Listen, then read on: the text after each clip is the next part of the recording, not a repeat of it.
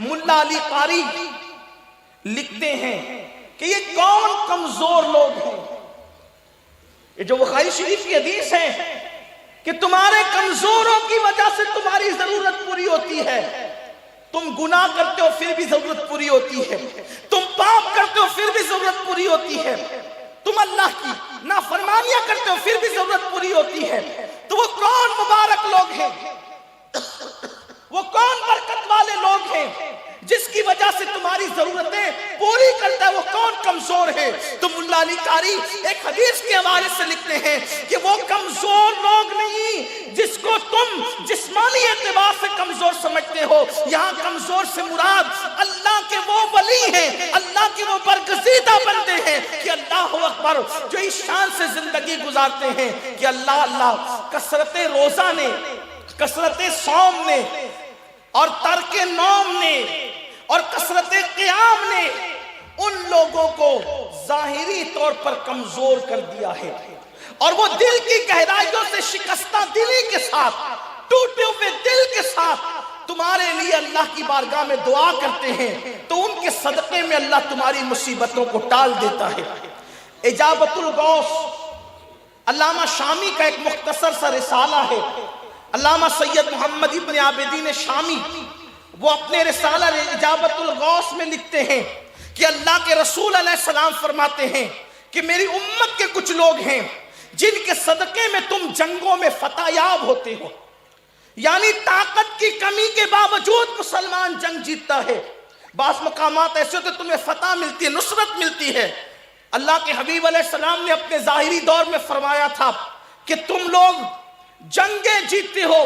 ایسے کچھ لوگ ہیں ان کی برکت سے تم جنگیں جیتتے ہو، ان کی وجہ سے بارش برستی ہے، ان کی وجہ سے مصیبتیں دور ہوتی ہے، ان کی وجہ سے تکلیفیں ٹالی جاتی ہے، ان کی وجہ سے بلائیں ٹالی جاتی ہے. صحابہ نے پوچھا حضور وہ کون لوگ ہیں؟ تو میرے آقا فرماتے ہیں ان کو ابدال کہا جاتا ہے. ابدال یہ اولیاء کی ایک قسم ہے. لوگ کہتے ہیں ولیوں سے کیا ملتا؟ سید الانبیاء بیان کر رہے ہیں کہ ولیوں کے وجود کے صدقے میں مصیبتیں دور ہوتی ہے، اور جس کی وجہ سے مصیبت دور ہو اس کو مشکل کشا کہتے ہیں. حدیث بتا رہی ہے کہ اللہ کے ولی مشکل کشا ہیں، اللہ کے اولیاء مشکل کشا ہیں، اور پھر ان کا ذکر حضور نے فرمایا ان کو ابدال کہتے ہیں. ابدال. اب یہاں سے مضمون شروع ہوتا ہے. پھر صحابہ نے پوچھا حضور یہ ابدال کا آدمی کیسے بنتا ہے؟ اس لیے کہ بنے گا تو ہم ہی میں سے انسان ہی ہوگا وہ ابدال میں جو ہوگا. اصل میں وہ بدل ہے، اس کی جمع کو ابدال کہتے ہیں. ان کو بدل اس لیے کہتے ہیں کہ ایک اگر کھسکتا ہے تو اس کی جگہ دوسرا لے لیتا ہے، دوسرا کھسکتا ہے اس کی جگہ تیسرا لے لیتا ہے. اور اولیاء کی بڑی تعداد ہوتی ہے، ہزاروں کی تعداد میں اولیاء ہوتے ہیں، لیکن ابدال صرف 40 ہوتے ہیں ہر دور میں. ان کی تعداد محدود ہے، یعنی یہ نشستیں محدود ہے.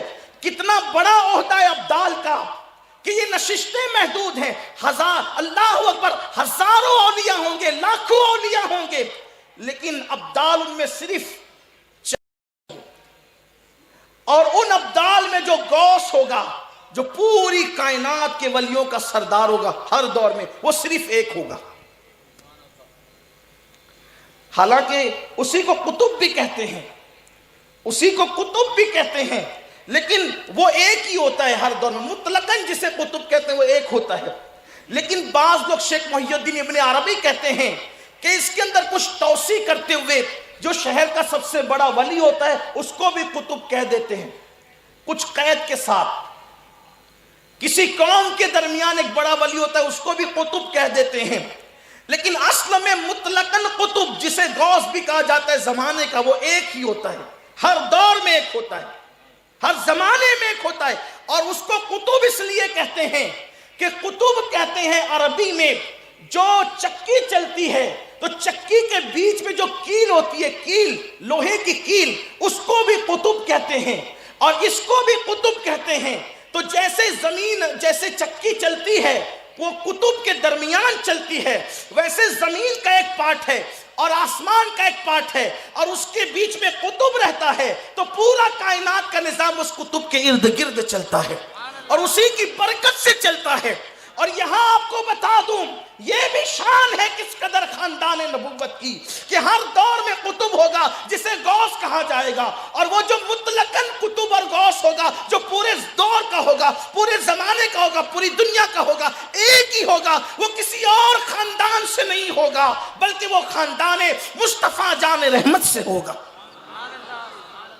دور رسالت کے بعد یعنی خلافت راشدہ کے خاتمے کے بعد، خلافت راشدہ کے خاتمے کے بعد اب یہ صرف مخصوص ہو گئی ہے نبی کے خاندان کے لیے۔ شہر کا قطب، گاؤں کا قطب، محلے کا قطب کسی اور بھی خاندان قبیلے سے ہو سکتا ہے، لیکن جو مطلقاً غوث ہوگا، جو پوری کائنات کا ہوگا، وہ صرف اور صرف رسول اللہ کے خاندان سے ہوگا۔ خلافت راشدہ کے خاتمے کے بعد اللہ تبارک و تعالیٰ نے یہ انعام عطا فرمایا ہے نبی کے خانوادے کو۔ اور آپ یہ بھی سن لیں، اسی اجابت الغوث میں پہلے آپ کو یہ بتاؤں، اگر آج کے دور کا جو غوث ہوگا وہ کتنا بڑا ہوگا سوچیں، اس لیے کہ وہ سارے ابدال کا بھی سردار ہے، سارے اوتاد کا بھی سردار ہے، سارے نوجبا کا بھی سردار ہے، سارے نقبا کا بھی سردار ہے، سارے اولیاء کا بھی سردار ہے۔ وہ جو غوث ہے، حیات ہے، پوری کائنات میں ایک ہی ہے۔ اس دور کا کتنا بڑا ہوگا؟ جب لوگ اتنے غافل ہیں اس کے باوجود بھی غافل دور کا غوث کس شان کا ہوگا، اس کا اندازہ کریں۔ اس کے برابر کوئی نہیں زمانے میں، اس کے شان والا، اس جیسی شان والا کوئی نہیں زمانے میں۔ تو جب غفلت اور شر القرون میں جب لوگ غافل و نماز نہیں پڑھتے، 75% لوگ چوری کرتے ہیں، زنا کرتے ہیں، شراب پیتے ہیں، ایسے دور کا بھی جو غوث ہے وہ اللہ کا کتنا قریبی اور عظیم ہے کہ اس کی شان کا اندازہ کوئی نہیں لگا سکتا۔ تو آپ اندازہ کریں جب رسول اللہ ظاہری دور میں حیات ہوں گے، ظاہری حیات کے ساتھ میرے آقا ہوں گے، تو اس وقت صدیق اکبر، فاروق اعظم، عثمان غنی، مولا علی، سعد، سعید، طلحہ، زبیر کیسے اچھے اچھے سچے سچے لوگ تھے۔ اس دور کا جو غوث ہوگا اس کی شان کا اندازہ کون لگا سکتا ہے؟ کوئی لگا سکتا ہے؟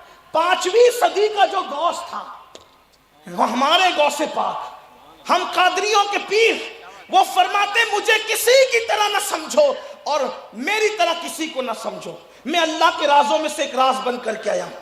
5ویں صدی کے غوث کی یہ شان ہے، تو جو رسول اللہ کے دور کا غوث ہوگا اس کی شان کیا ہوگی؟ اب آئیے حضور کے دور میں کون غوث تھا؟ مقام غوثیت پہ حضور کے دور میں، جبکہ جبریل وحی لے کر آ رہے ہیں، جبریل وحی لے کر آ رہے ہیں، کبھی پانی کا فرشتہ آتا ہے، کبھی ہوا کا فرشتہ آتا ہے، رات و دن جبریل کا آنا جانا لگا رہتا ہے۔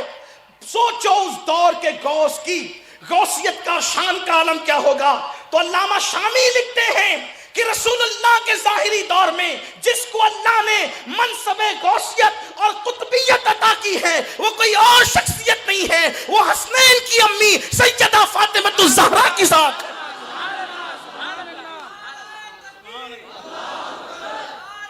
سب سے پہلے غوثیت کبریٰ کے مقام پر اس امت میں اللہ نے کسی کو فائز کیا تو وہ سیدہ طیبہ طاہرہ خاتون جنت کی ذات ہے، سیدہ فاطمہ کی ذات ہے۔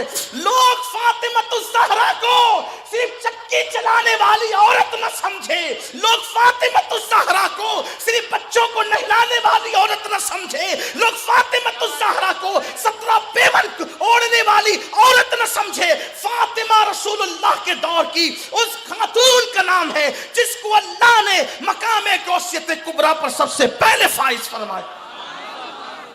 اور جب آپ کا وصال ہو گیا تو پھر اللہ ترتیب سیدنا صدیق اکبر مقام غوثیت پر فائز ہوئے، پھر سیدنا فاروق اعظم مقام غوثیت پہ فائز ہے، پھر سیدنا عثمان غنی مقام غوثیت پہ فائز ہے، پھر سیدنا مولا علی مقام غوثیت پر فائز ہوئے، اور پھر اس کے بعد وہ مقام غوثیت کبریٰ امام حسن کو دیا گیا، پھر امام حسین کو دیا گیا، پھر امام زین العابدین کو دیا گیا، پھر امام محمد باقر کو دیا گیا، پھر امام جعفر صادق کو دیا گیا، پھر امام موسیٰ کاظم کو دیا گیا، پھر اللہ اکبر وہ مقام امام علی رضا کو دیا گیا، پھر امام تقی بقی کو دیا گیا، پھر امام نقی کو دیا گیا، پھر امام حسن عسکری کو دیا گیا، اور وہ انہی کے پاس رہا۔ پھر ہمارے مرشد حضور غوث الاعظم پیران پیر دستگیر جب تشریف لائے تو وہ مقام غوثیت کبریٰ غوث پاک کو عطا کر دیا گیا، اور اب بھی وہ انہی کے پاس موجود ہے۔ جب امام مہدی تشریف لائیں گے تو یہ غوثیت کبریٰ کا مقام ان کو عطا کیا جائے۔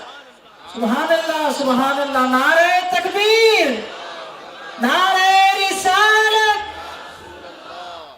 یہاں سے لوگوں کو سیدہ فاطمہ الزہرا کی عظمت کا اندازہ تو کوئی کر بھی نہیں سکتا۔ کسی شاعر نے کہا ہے، ایک پلوں میں سما جائیں گے سب ماہ و نجوم، ایک پلو میں سما جائیں گے سب ماہ و نجوم۔ چادر فاطمہ زہرا کو سمجھتا کیا ہے؟ چادر فاطمہ زہرا کو سمجھتا کیا ہے؟ جس کا آنچل نہ دیکھا مہو محل نے، اس ردائے نزاہت پہ لاکھوں سلام۔ یہ انتہائی شان سیدہ فاطمہ الزہرا کی